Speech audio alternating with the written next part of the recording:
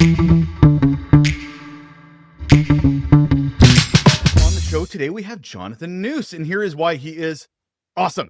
He's the program lead for expanding equity and director of family economic security at the WK Kellogg Foundation.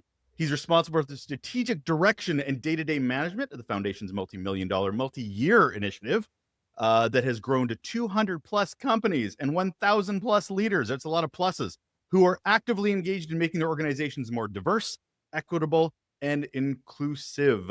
I'm being very slow on that, considering the focus on DEI in the workplace these days. This is going to be an interesting conversation. Hello, Jonathan. Hello, Russell. Middle managers, DEI, important area to focus on within organizations because we seem to focus on HR and we seem to focus on executives. So I'm super curious about this from a relationship standpoint. But before we get into any of that, Jonathan, we have to start with the question I ask all of my guests, which is, what's your best or worst employee experience, sir? Yeah, I love this question. It was great to think back on it. And I'm going to go with the best. Like you noted in earlier episodes, it's earlier on in my career. And so it was one of my first jobs coming out of college.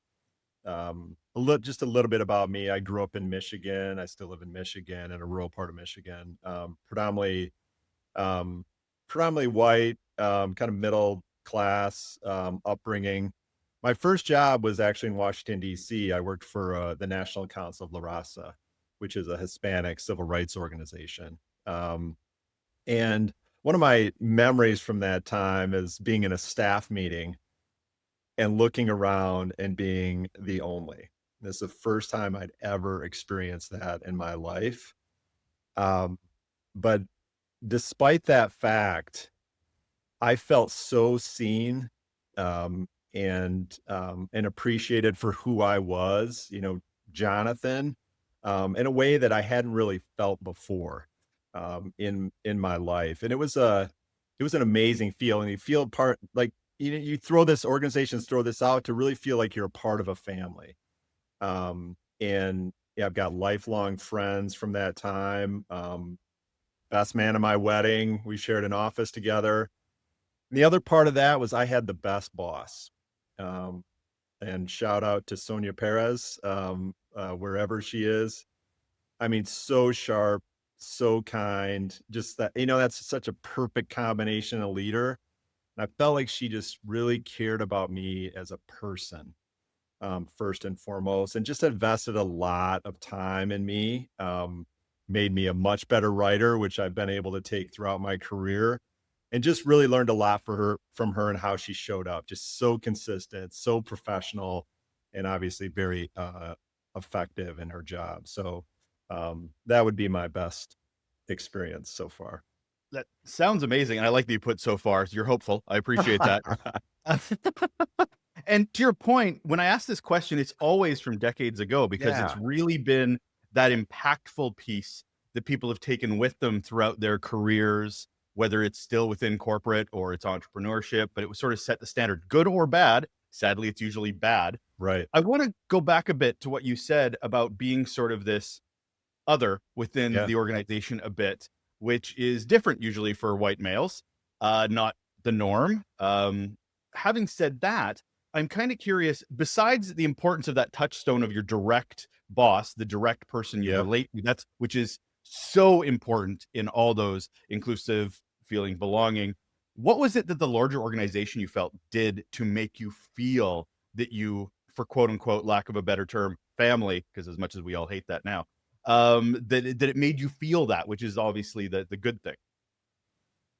Yeah, I think there were just a lot of gatherings and events, and there was always we were doing things outside of the workplace. We had sports clubs and celebrating birthdays and anniversaries and those type of things. Like that type of affect that was the atmosphere, that was the environment, so the food, the music, and everything else, like it had that type of feel.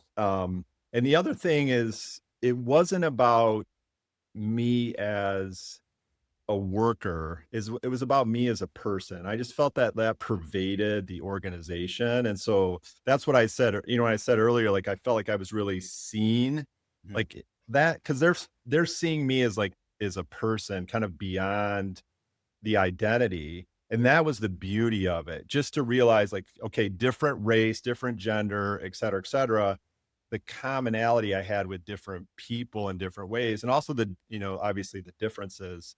um, I think that was what made it such a wonderful culture to be a part of. Feels more like community, I would almost say, even though like Yeah. family kind of gets that well, family doesn't fire people. But the community does feel a little bit more the humanity of it as well. Yeah. Anyway, I And like the term humanity. yeah, and I Sorry. wonder, like, looking back, I was so early in my career, obviously I wasn't managing anyone. Mhm. I do wonder if the like, what type of training Sonia got. Fair. Like, and like those type of conversations. I mean, on some level it might be natural, but on another level it might be I would think it'd be planned, knowing I've been in a management position since then. Sure. I'm sure we're going to talk more about that, but I'm curious, like, how did they create that culture as managers, because that's and leaders, because that's such an important part of it. Well, let's dig a little deeper into understanding all this inclusivity and Sounds good. diversity we're talking about. So, I mean, I understand the crazy amounts of focus on this in the larger conversation Yeah, these days, for sure. globally, not just the US. What Let's define it first. Okay. What is DEI to you as it pertains to the workplace? Yeah. I mean, I've done a lot of, thinking about this, and where I would start is, I think, obviously there's been a lot of pushback, on DEI recently, but I think there's an opening opportunity to actually define what it is. We tend to throw out acronyms in the workplace and larger society, and, you and I were talking earlier, we don't define them. So for me, diversity is about opportunity. It's making sure that, everyone has a fair shot at a good job, you know, in the company, getting in or moving up. And when I say everyone, I mean everyone. So, and I think it's a broader definition of diversity. And I think every company can take a look at picture of its organization and see who's in and who's out. There are holes and gaps in every organization. Could be by race, could be by gender, but let's bring in other types of diversity. Could be disability. That's something we do not talk enough about, the lack of diversity on in terms of workers with disabilities, veterans. Another one that what about first generation workers? When you talk about first generation workers that go to college, what about first generation workers that get into these organizations and these companies? That's a whole nother realm. So I think that's going to vary by organization. So diversity is about opportunity. Equity to me is about fairness. So, treating everybody fairly during the hiring process, during the promotion process, but also when you're on a team, everyone's treated fairly and equally. And then inclusion is about respect. How are we respecting everyone, no matter their identity, no matter their background and experience. And these values, opportunity, fairness, and respect, these are, I was going to say American values, but I'm talking with a Canadian. I think these are like human values. And so I think we've got to have that conversation. And really, in a lot of ways, these are values a lot of organizations want. This is who we are. This is who we're going to be. So that's how I define diversity, equity, inclusion. Well, it's funny you say that because I mean they sound great. These are great things. These are things that we Yeah. absolutely should do. And yet, everybody's fighting back at the whole idea of the DEI notion. It's this thing that's taken on this, like the term woke, right? It Right. started with the best of intentions. It started with the idea of being awake and noticing all the things that are not working and the things we really need to address. And this thing has shifted politically, all these other things. And DEI has kind of gone in that path as well. Why do people have such a problem with this thing? Yeah, I mean, we've all been reading the headlines like True. these companies are pulling back, those companies are doubling down. I think the full story is a lot more complex than the one we're reading in the news. I, you know, I'm sure some companies are abandoning it, but I think most companies are evolving it. They're really deepening their efforts. And so what we see with expanding equity, we have a network of almost 300 companies now, over 1,000 leaders that are working to make their organizations more to have more opportunity and fairness and respect. We had our largest cohort in February. 50 organizations, over 100 leaders. So there's that story that isn't being told necessarily. But yeah, I mean, there's some reframing. I'd say that more than retreating. And quite honestly, this work needed to evolve, and it was in the process of evolving. So, I just talked about like how we defining DEI. We've got to speak in a language that people understand, both inside our organizations and outside our organizations. So I think this is kind of a natural development. And what we found in our network is that, there was evolving before, the new administration and the pushback and everything else. We did a retrospective on the first 3 years of the program, and we discovered that the vast majority were anchoring on inclusion and belonging. Not almost 100% had implemented at least one initiative in that space.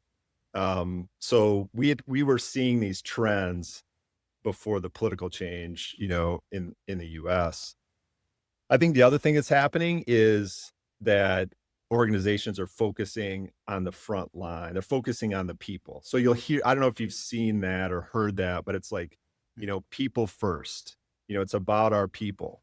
And I think there's a lot of opportunity in that focus. I don't think that's necessarily, I mean, probably in part it is a reframing, but I think there's a lot of opportunity there.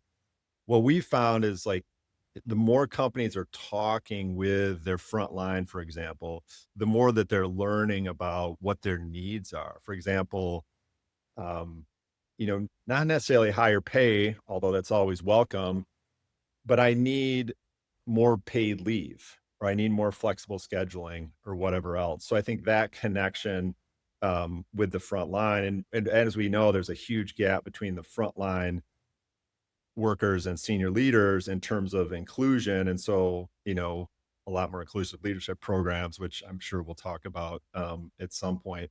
The last two things I'll say, I think we're seeing more increased collaboration across organizations. That needed to happen too. It's not a side project. It's not an HR project. How is it integrated across? Because everyone has a hand in making the organization more diverse and equitable and inclusive. So a lot more conversation with legal and communications and procurement investment. And, so I think embedding that, integrating that across the organization, then embedding it in, to the strategy, because at the end of the day, why people are continuing to do this is because it's good for business. I mean, there's been every opportunity to like pull back and get out, but a lot of these organizations keep doing it because it's good for their bottom line. It's good for their workforce. It helps with retention and everything else. So that's what we've seen in our network. So I'm going to kick the tires a bit here, Jonathan. Sure. One of the things I hear a lot when I talk to those around DEI is two things. And you brought up one of them now. One is it shouldn't be a separate program. It should be part of the DNA. Yeah. Except you're a program lead for expanding equity. So technically you are part of a program that is separate, that is focused on this. Also, DEI should not be talked about by people of color. Like it should not be only people of color, because that's what it seems to be, is like, oh, yeah, you're a person of color. You should be leading this because you're the quote unquote face of it. Yeah. I love the fact that, well, you're not. Yeah. For those that are not watching this on video. So I see that sort of, you're also a program, but it's also really nice that you're not the go-to executive points a finger to because they're not imaginative enough, or they're not inclusive enough themselves, that they're feeling like it's somebody else's problem, Yeah. not, what they see in the mirror. Yeah. So how do you reconcile, or how do you think that way? Yeah. I mean, that's an extremely important point. We saw that in our research when we look back on the first 3 years of the program. Senior leader, buy-in and commitment and all the things is extremely important. I think that's very important now, especially, when you start, when it becomes more headwinds versus tailwinds, that's where you really need, leadership to step in and step up. So I just want to note that. I think that's extremely important. It takes time to integrate this type of work across, an organization. It's taken us time as the Kellogg Foundation. I mean, we've been on a journey for a while and focused on equity and diversity and inclusion. And so, just as an example, and so it's pervaded our programming and our operations and everything else. Just to give you an example, I mean, this program, Expanding Equity, started in the investments office as a pilot project. So this wasn't like a side project. And it was started as a learning journey because we're all on this journey of trying to, like figure out how to relate better. I mean, I love the title of your podcast, how we relate better with people that we work with, and people the thing is, the workplace is the one place where we're actually interacting with people who are different from us. And so it's not like some people haven't had that opportunity. I fortunately have. I talked about at the beginning of this podcast. But like, how do you do that effectively? And so like that takes some time, to figure out. And so it really started there, in an organization. And that's where I think, you talked about, okay, me as a white man and a middle manager. Mhm. I'll add that to the definition. There have to I think this is an opening opportunity. Like, how can organizations have open, honest conversations with middle management, starting from scratch on some level, where it's not like, here's something else to do, but why is this good for the business? Why is this good for me? And then like, what do I think? What do I recommend, et cetera, et cetera. And so I think, bringing in middle management, a lot of whom are white men, or into the conversation, into the work on the front end. Why are middle managers, to getting to our topic today, why do you think middle managers are uniquely positioned to impact DEI outcomes, good or bad? Yeah. I mean, I think, middle managers are really central to really the success um, of creating a more diverse and inclusive organization. I mean, I think they're a linchpin in a lot of ways. I mean, I know you love definitions, so let's start with a definition. Middle manager, somebody who manages people who sit below them, and managers who sit, above them. They're really in the middle of the organization, leading teams and projects, and they're in the middle of it all. I mean, and so I think they're really key for a few reasons. So I think number one would be they're engaged in the hiring process. It's usually a team that does it, but if they're going to be on my team, I'm going to be involved in that hiring process in some way. So how are we sourcing candidates? What are going beyond my LinkedIn or everyone's LinkedIn?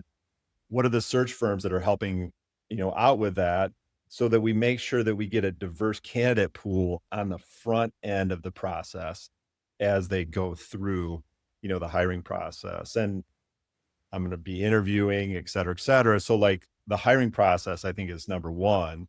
Number two, would be, performance reviews. So how you're doing performance reviews. I mean, are you being objective? Are you being fair? Is this about your performance and not your personality? That can be an issue sometimes. That's where bias creeps into some of this work. So how are you being fair there? That's going to be really have a tremendous impact on who moves up and who doesn't. So performance reviews. The last thing I would say is, sure, we'll spend some more time here. I mean, the culture of your team. I mean, this is maybe one of the most important relationships you have in your organization, whether you're happy there or not, is the relationship you have with your boss. And so you're going to dictate what type of culture that team has. Like, do you feel, as I was saying earlier, do you feel seen? Do you feel heard? Do you feel welcomed and respected? That's going to dictate, excuse me, whether you stay or whether you leave, and maybe even whether you come, because they hear about organizations, um, kind of what they are in terms of culture. So I just feel like middle managers are in the middle of it all, and so that behooves leaders that are focused on diversity or equity inclusion or how to bring that about in their organization to really be talking and working with middle managers early on in the process and throughout the process. What do you mean when you mean success? So at the beginning, you were talking about the idea was that we will engage Mhm. middle managers to be successful in DEI. Great. What is success in DEI? Yeah, that's good. That's a really good question. I I'm really, I mean, professionally and personally, really interested in this conversation about um, how leaders show up Mm. in organizations. The One of the great things that we've done at our organization at the Kellogg Foundation is we don't evaluate, and this is all staff, on just the what. So the what is your job description, your roles and your responsibilities, and all of those things. We also evaluate staff on the how they're showing up. And we actually have a 2-pager, like qualities that we look for in Kellogg Foundation staff. And that to me is like, I think was such progress. So, you ask about success. I think for me, it's, yes, it's how, you know, middle managers, senior leaders, frontline supervisors are treating their staff, but really how are they kind of showing up the kind of day to day in and out. And um that is so hugely important to culture. And like really, in terms of like, it may sound soft in a lot of ways, but there's really a business case to be made for it. I mean, you know, 39% are likely to turn down a job opportunity due to a perceived lack of inclusion. 50% reduced risk of turnover when workers report feelings of belonging. 79% of employees who claim that a major reason for leaving their job is a lack of appreciation. These things matter to the bottom line, but you've got to start from that place of like, okay, how are our leaders showing up day in and day out with our team? So for me, success is, you're going to see those numbers go down over time. You can measure that. I mean, there are inclusion surveys and, you can close the gap. I think you're going to see a reduction in turnover and an increase in production, but it's going to be caused by your leaders showing up better day to day. I love that we always try to shift, and I've done it myself too, where we shift like, well, it might be a little soft. Anybody listening that has a problem with soft things is part of the problem. Yeah, I know for sure. I mean, part of it, kind of prepping for this, like, there's a business case to be made for this, Sure. but there's a human case to be made for this. Like just how are we in the workplace? Um, you know, we need each other as human beings, like they're like feeling that connection, being in that relationship. I mean, that's hugely important. I mean, one of the things that I've enjoyed reading is the Harvard study on adult development. Mm. And, the, the quote there is the good life is built with good relationships, and the happiest people have the best relationships. And part of that is relationships at work. It's relationships with coworkers, it's relationships with bosses. And if you have good relationships, you're happier, you're healthier. Yes, the business is going to benefit from that, but you are, as a human being. So anyway, I agree wholeheartedly, Russell. Um, it's good for you. And we don't make that case enough, when we're having those conversations, with leaders, across organizations. Well, that goes to the point that quote unquote leaders shouldn't have to be sold the human side of business, or they wouldn't be leaders, they're managers. To that point. There you go. So on the flip side of that, I want to talk about your work, because you're going in and you're working with middle managers to try to get them to buy Yeah. into DEI and their leaders. So what do you tell? So I'm a middle manager. I'm trying to understand how to prepare myself to be better in diversity, Yep. equity, inclusivity, belonging. What are you telling them that their own self-work should look like to understand DEI efforts? Yeah. Um, that's a, really good question. I mean, I would say, you've got to, you've got to start with yourself.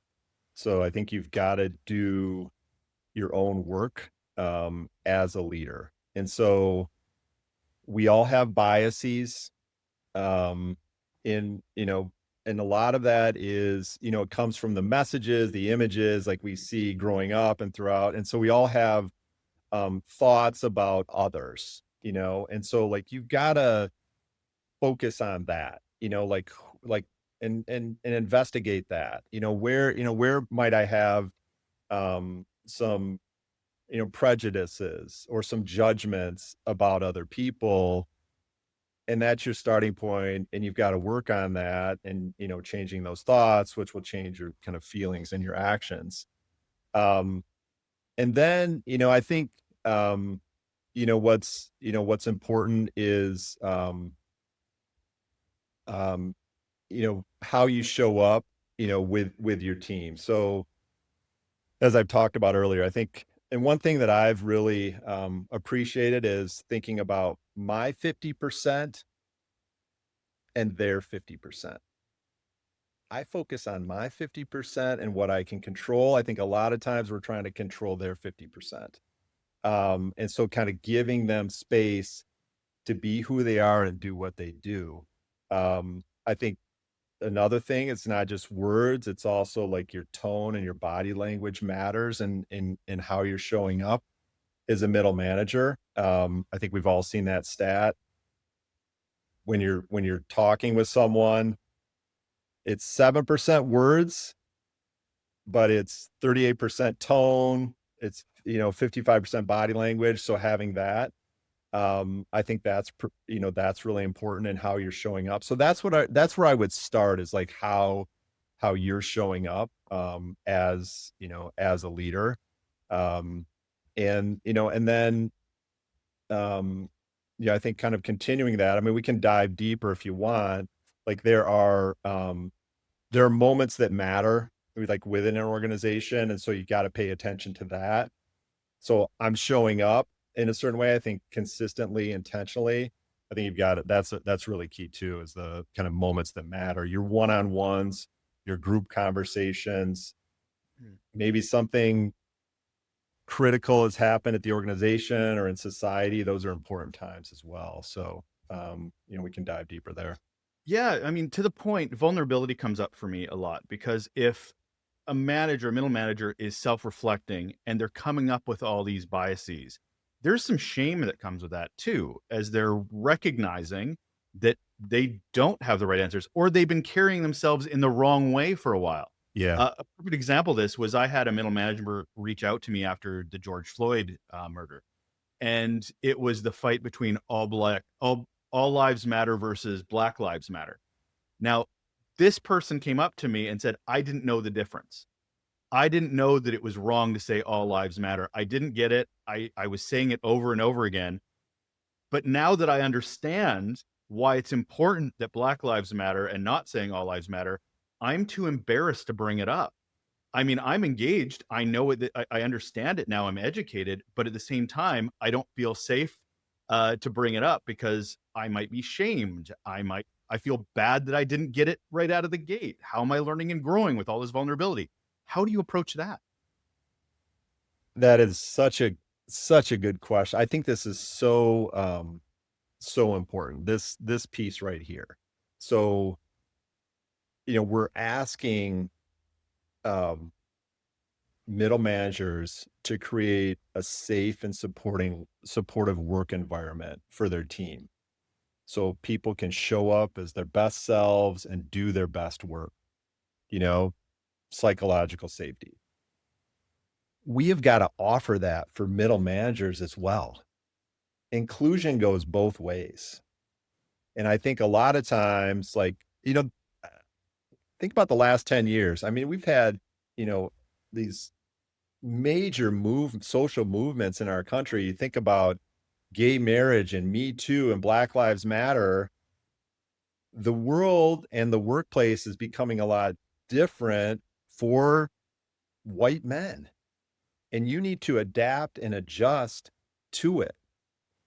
But to assume that you just have to do it or you just don't get it really isolates. And I think we lose a lot of white men in that process when, this example you provided, I think the majority of men, they want to do better, but they don't know how to do better because they haven't had to.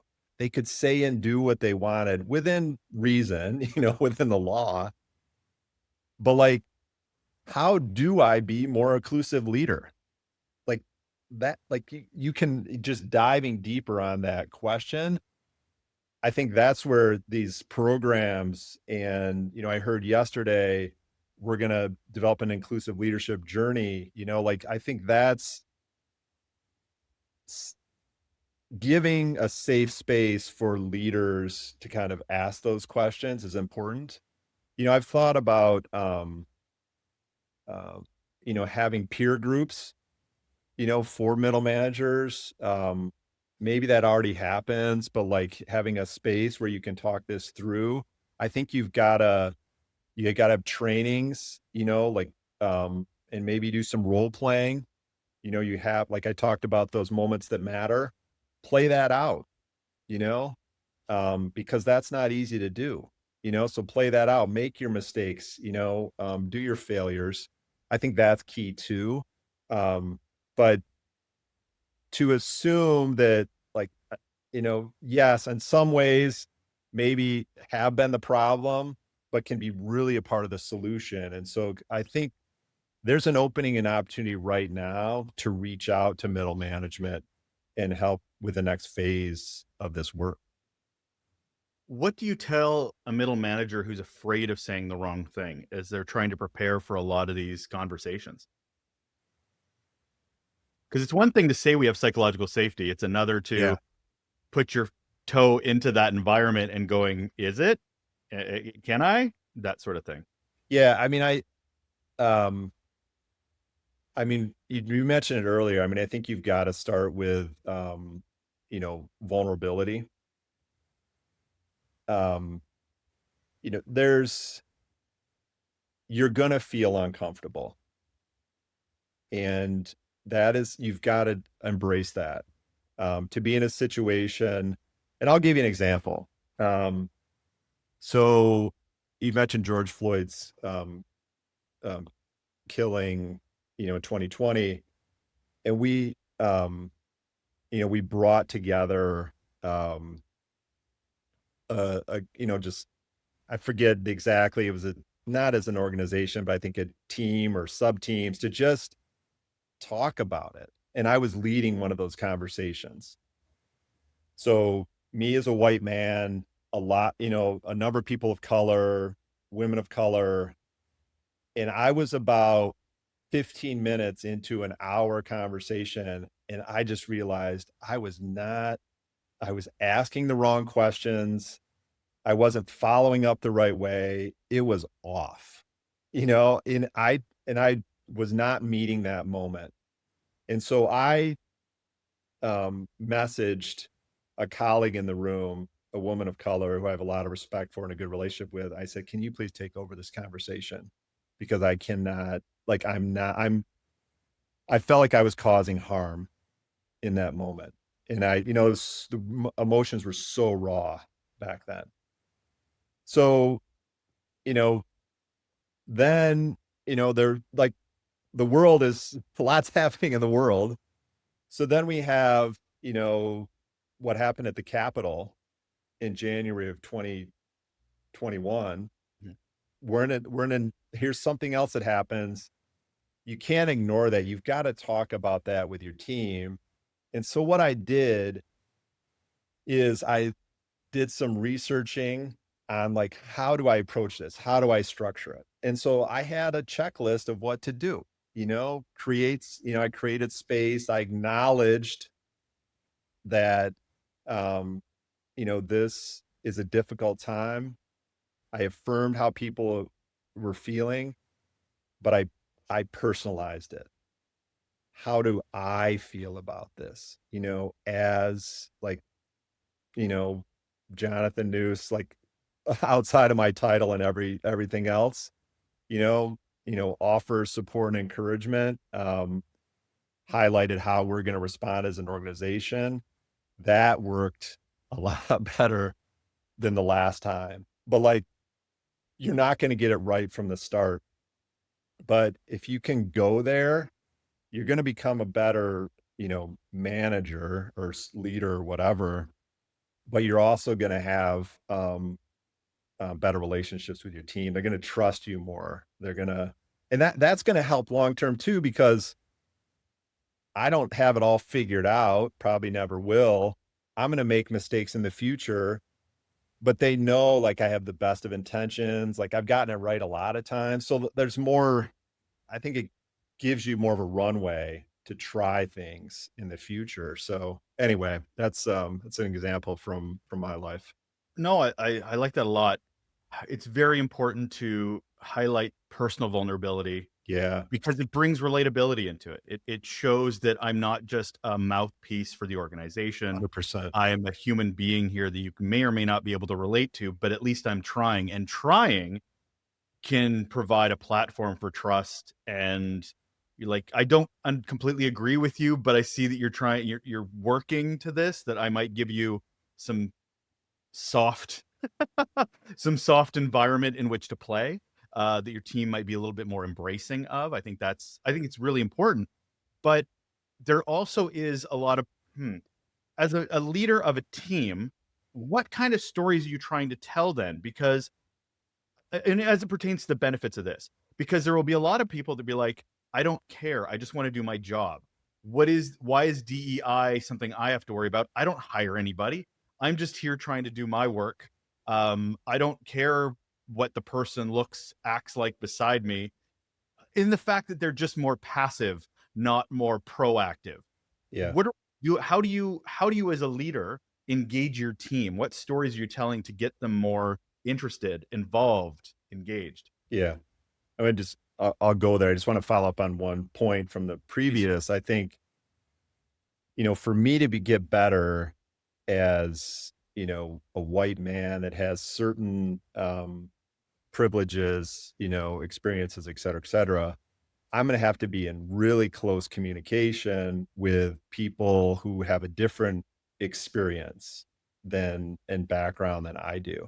Mhm. So that relationship goes both ways because I've learned a tremendous amount. I talked about my colleague who I turned that conversation over to, just talking with them. So I just want to highlight that point. You don't want white men like on their own trying to figure this out. You can do this. Listen, you got to do your own work, but you need to do this work in relationship with other people who are different from you. I just want to make It's a good that point. point.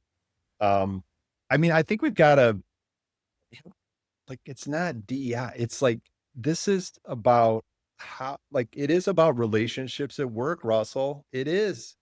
How are we going to be together, as a team? How are we going to relate to each other day to day? What are our values? What are our priorities? How are we going to hold each other accountable? How am I going to model that? That work environment like I said earlier, safe and supported is going to enable all of us to bring our best self and do our best work. Like that is something we all desire on a human level, as we were talking about earlier. I think the other thing too is, to get people to share out about their, not so much their identity, but their background and experiences. We have a lot more in common than we don't. And I love those types of conversations and I think some of this is happening with ERGs, for example, Yeah. like caregiving ERGs, like, okay, I'm in a caregiving situation. I'm taking care of my parent or my grandparent on a full-time basis. There's commonality there. I'm a first generation worker in this environment, like I need some support there. Um, you know, parenting ERGs, et cetera, et cetera. I think there's some opportunities to build some bridges, across identity. And that's something that I would, focus on as well. I think the other thing too is like, diversity is, and I said this earlier, is not just, good for business, it's good for you. I mean, just like those, that's been one of the blessings of my career so far as I've worked in very diverse environments, Mm. you know, and there's just, there's a richness to it, but you have, you know, more perspectives on a problem and on a project. You have more ideas on how to move forward and what to do better. And I've loved it. I mean, I didn't necessarily set out to have that. So, I mean, really like saying, diversity is a good thing. It's a good thing for our team. It's a good thing for our organization. I think we just have to broaden the definition of diversity because it is a broad definition and we are leaving some people out, and so how do we bring more people in? We've talked about it as it pertains to it's a program. We've talked about it as, going to workshops and getting more educated. How do you operationalize this? Yeah. This should be a day-to-day thing. This isn't a, well, in the next month, we're going to be doing a workshop. And then in 6 months from now, we're going to do another one. Like this is day-to-day, every day. Yeah. How does the middle manager operationalize this within the organization, especially if they're not getting some mandate from executive? Yeah. I mean, I do think you need the inclusive leadership programs. And these can't be one-offs. I think that's where, you know, we would have implicit bias trainings in the field, and those just really didn't work. You need something that's longer term and what, like I said earlier, a safe and supportive space to have those peer groups because you need to be on a learning journey, as a middle manager if you're just not where you need to be. One person I have a lot of respect for in the field is Joan Williams, who's wrote Biased Interrupters, and she talks about, and I think this is how you have to break it down. And we have a topical course on how to build the best teams, and really like that. I'll give you an example. So I was part of a panel last spring, and we had some middle managers on it. And, we never like you go to these panels at conferences and it's all DEI experts and Mhm. DEI leaders, et cetera, et cetera. You don't really, very rarely have practitioners that are sitting up there talking about it. And it was a fascinating conversation. And this guy said, I, I don't know what you're talking about when you come with DEI this and DEI that. But when you tell me like, "Oh, this is a way that you can build the best team," then you've got me. Then, okay, then I know what you're talking about now. And so that's how to build the best team. So it starts with selecting your team. So, who's in the candidate pool, who's in the interview pool, like who has a fair shot at this job. You've got to have objective criteria when you're doing the hiring. It can't be about fit. And we know what that means. Like who does it fit for and who doesn't fit, who doesn't it fit for? So it's got to be about objective criteria. And then I think you've got to ask, skill experience related questions, and you got to ask the same questions of everyone. So that's, selecting your team, managing your team, um, who gets the assignments and who doesn't, in terms of the projects where you can really prove yourself. And then on the flip side of that, there's a term called office housework, that, Joan has used in her writing. It's obviously gonna be little housework, but like, the administrative tasks, the emotional labor, those type of things, like who's getting that versus this more kind of glamour work. Like you've got, like, those are things as a leader, you got to figure that out, who's getting the assignments and who isn't. So I think that's really important. I think, when it comes to meetings, so this is when you're managing your team, who's talking and who isn't, who's talking over people, heap eating, we see that a lot. And that's where you really have to interject and say, thanks for that. I think you did a really good job building on her point. I think that's part of it too. And then, I mentioned this earlier, how you're evaluating your team. It has to be about performance, not potential. It has to be about, skill, not personality. So I think that's key too.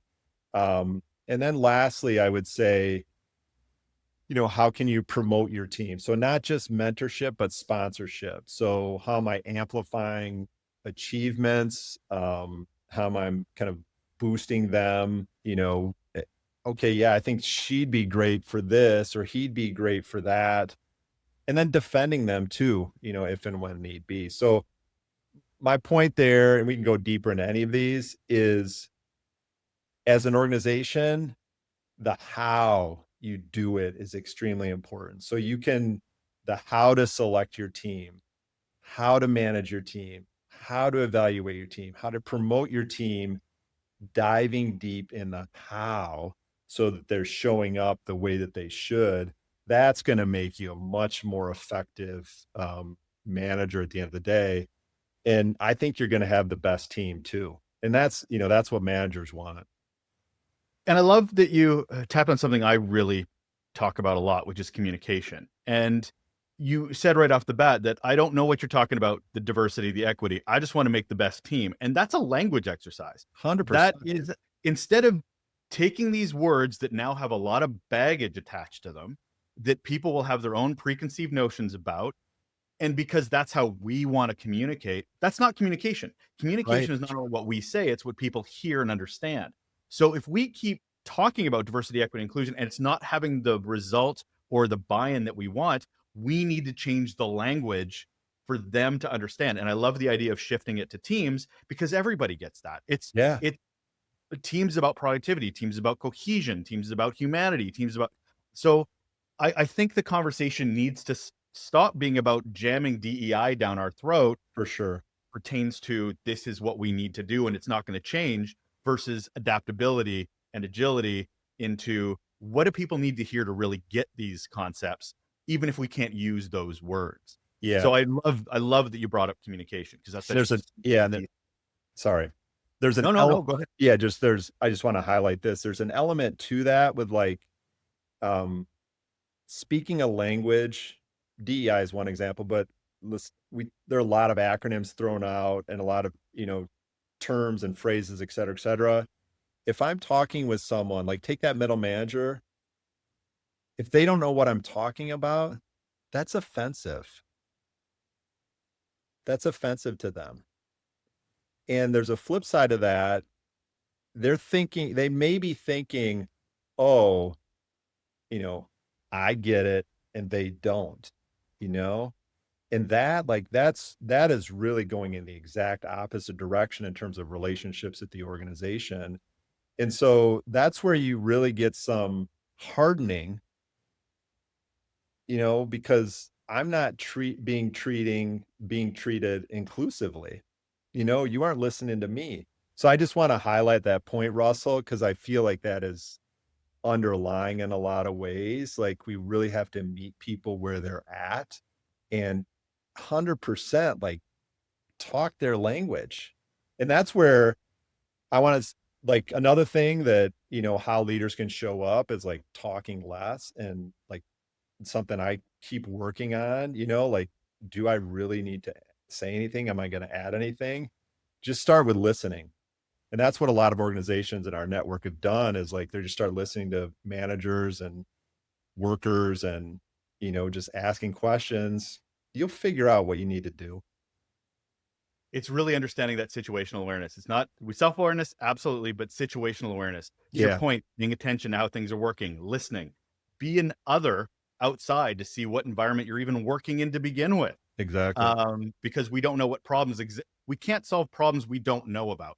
So it's really understanding what we're even trying to tweak or not fix. Like maybe there's nothing to fix in certain areas, and that's okay too. Yeah, So let's wrap it up, Jonathan, because sure. I'm feeling we could talk a lot. Just Yeah, keep no, talking about this. I've enjoyed it. But if somebody's listening, a middle manager's listening, or somebody that has the influence over a middle manager, where would we start tomorrow? Where would we dip our toe in tomorrow to sort of get that path to engaging middle managers more in the DEI effort? Yeah. I, you know, wrote an article about this in LinkedIn. I think, you know, with middle management, you can control some things, but you can't control a lot of things. You know, that's, you know, on the one hand, you're in the middle of it all. So you have a lot of influence in terms of hiring and promotion and culture and all the things. Like for sure, there's power there. But you're also powerless in some ways because you're managing up, you're managing down. Like it's um, but you can choose who you're gonna be. You have that control. Who am I gonna be day in and day out with my team? One of the writers I love is Margaret Wheatley. Um, and she has this quote: "Who do you choose to be for this time? Are you willing to use whatever power and influence you have to create islands of sanity that evoke and rely on our best human qualities to create, produce, and preserve?" We have that power as middle managers. We can choose how we're going to show up day to day. That's within our purview. And so that's like, I said this earlier, like focusing on yourself. You know, where do I need to learn? How do I need to improve? And your team is really going to appreciate that over time. That is Jonathan Njus. He's the program lead for expanding equity and director of family economic security at the WK Kellogg Foundation. Thanks so much for being here, Jonathan. Yeah, wonderful, Russell. Thanks a lot for inviting me. Take care.